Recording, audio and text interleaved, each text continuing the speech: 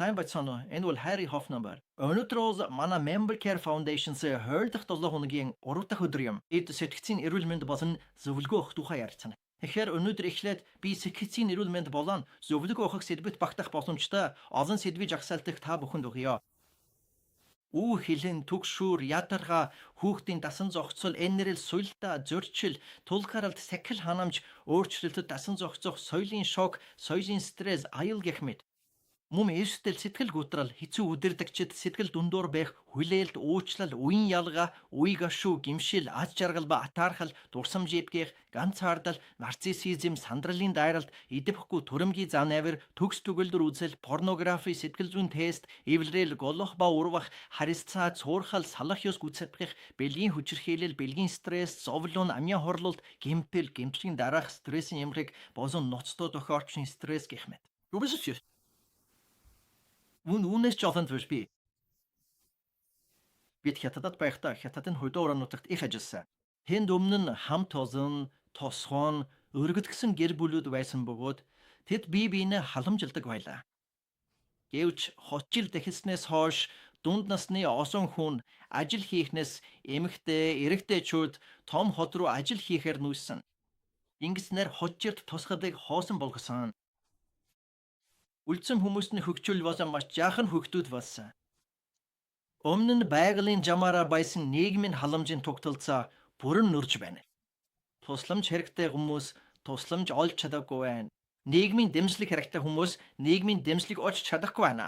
Энэхүү үйл явдал нь Хятад улсын хөдөө орнууд тагсарсан маш том хэмжээний түүхэн өөрчлөлт бөгөөд дэлхийд даяар хүчилтийн үр дагаврын маш тодорхой бөгөөд бодит жишээ юм. Би өөрөө ч бас зөрчилдтэй нөхцөл байдалд орж байсан. Тэр үед эхлээд өөртөө тусламж хэрэгтэй болсон. Дараа нь бидэнд хоорондоо харилцахад туслах хүн хэрэгтэй болсон. Тэр үед бидэнд тусарсаар хүмүүс нь зөвлөхөөр байсан. Өөр нэгэн тохиолдолд нь магадгүй 2002 дугаар оны цаг хугацааны орчимд болсон явдал юм. Афганистаны хүмүүнлэгийн тусламжийн байгууллагынх нь Кабул болон Афганистанаас нүүлгэн шилжүүлэгдсэн. Тэд Таиланд руу ирсэн. Би тэдэнтэй хамтран ажиллаж тэдний сэтгэл зүйн шарах нүүлгэн шилжүүлэлтийн туршлагыг сонсож ярилцсан. Мөн адил 2008 онд Сичуанд гусан газар хөдлөлтийн дараа би тусламжийн ажилтнуудтай хамтран ажиллаж тэдний туусан туршлага амьдралд нь үзүүлсэн хүчтэй сэтгэл хөдлөлийн нөлөөг даван туулахад тусалсан. Гэхдээ сэтгцийн эрүүл мэнд зөвлөгөө өгөх ажил нь зүгээр сэтгэл зүйн тайлан авахдаа харьцуулахад илүү өргөн хүрээтэй зүйл юм. Сэтгцийн эрүүл мэнд гэж яг юу болохыг би танд маш энгийнээр тайлбарлая. Би Living Wholeness багийн бүтээсэн дүгүй хурааг ашиглах маа. Доор холбоосыг нь алах боловчтой. Сэтгцийн эрүүл мэнд гэдэг нь та эрүүл байна гэсэн үг. Энэ нь та амьдралдаа тулгарсан асуудлыг даван туулах чадвартай, ажил тань үр дүнтэй, бусад хүмүүстэй зөв харилцаж чаддаг байхыг хэлнэ. Тиймээс энэ л эрүүл байна гэсэн үг юм. Харин заримдаа ийм тэнцвэр алдагддаг. Заримдаа амьдралын тэнцвэр алдагддаг. Тэнцвэргүйгээд та ажиллаж чадахгүй, хүмүүстэй эрүүл харилцаж чадахгүй, өөрийгөө ч эрүүл арчлах бутамжгүй болдог. Та өөрийгөө ч бусдагч аюул дуруусах эрсдэлтэй байж магадгүй. Ингэснээр амьдралын тэнцвэр алдагддаг.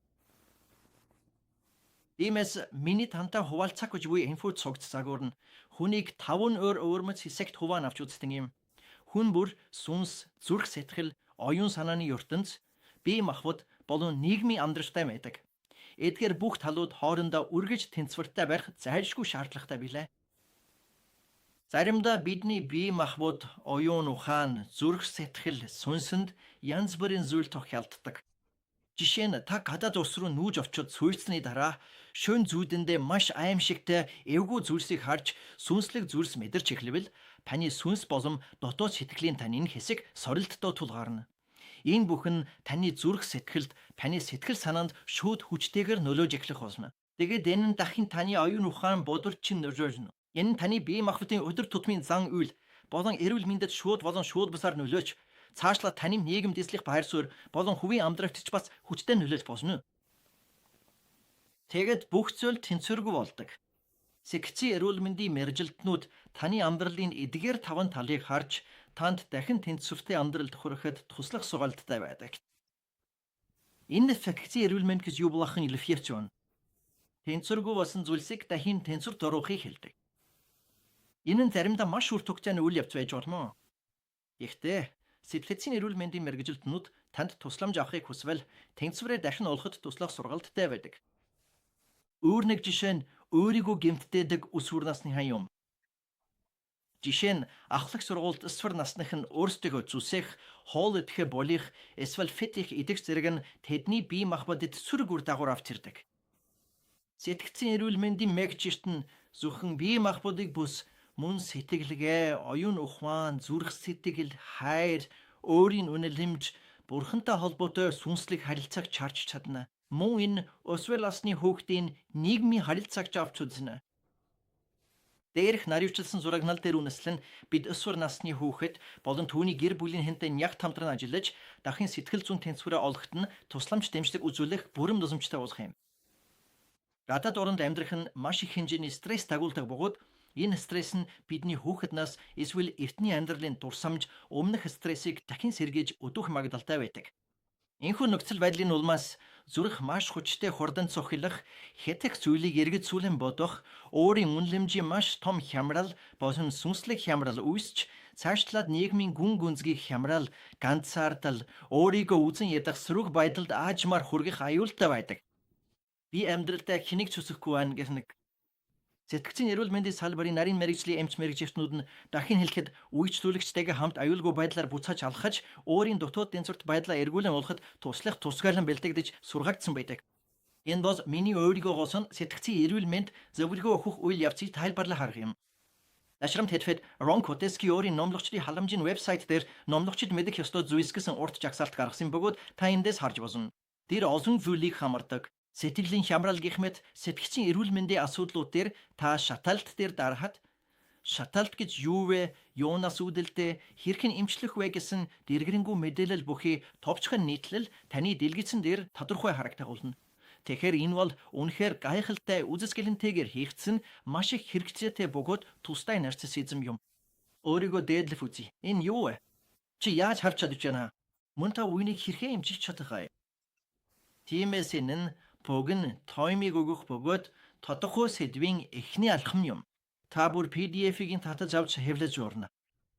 Би үүнийг хосон жил хураадаар хийж ирсэн. Би үүнийг хэвлээд хурлуудад үнэт хэлбэргүй тараах нөөц болон мөн номлогчдод зориулсан гишүүнцлэл нь халамжийн хэрэгсэл болгон тавьдаг. Анат жил бүр сэтгцийн эрүүл мэнд ба номлолын хурал гэх мэт хурал бурдаг. Тэнд сэтгцийн эрүүл мэндийн мэргэжилтнүүд болон номлолын хамт олныг нэгтгэдэг.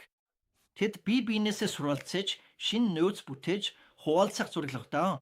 Энэ бол гайхалтай хурал маш сайн нөөцүүдтэй.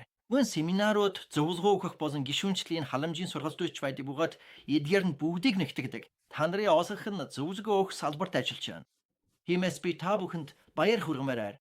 Та нар хэрэгтэй хүмүүс, чухал хүмүүс бөгөөд хийж буй ажил чинь үнэхээр гайхалтай. Та нарын осонх нь өөрийн түүхээсээ болж энэ ажилд оролцсон. Өнөөдөр номлолын салбарт ажиллаж буй зөвлөхүүдийн осонх нь тэд зөвлөгөө өгөх ажилд орсон хүмүүс эхлээд өөрсдөө тусламж авч тэр тусламж дээр үндэслэн бусад чим нөөц хэрэгтэйг ойлгодог. Тэгээд би сургалтанд хамрагдаж мэргэжлийн эрх авна. Одоо бусдад мэргэжлийн төвшөнд туслах боломжтой болсон үнэхээр сайхан. Би сэтгэл зүйн эмч, клиникийн сэтгэл судлаач, лөглөх болон эмч нартай хамтран ажиллаж явсан. Тэд зөвхөн гадаад номлолын хамт олонд бус мөн орон нутгийн аярдад чүүлж хийдэг. Тиймээс энэ нь маш үр дүнтэй. Би эмч байхгүй газар эсвэл сэтгцэн эмч байхгүй газар номыг уддаг. Би доор холбоосон тарсан. Бидэнд энэ чиглэлээр сурч ур чадвартай болсон мэргэжлийн хүмүүс хэрэгтэй байна. Тэд л тусламж хэрэгтэй байгаа хүмүүст туслаж чадна. Ихэнхдээ номлогчид, соёл хоорондын ажилчид ийм тусламжид маш ихээр хэрэгцээтэй байдаг.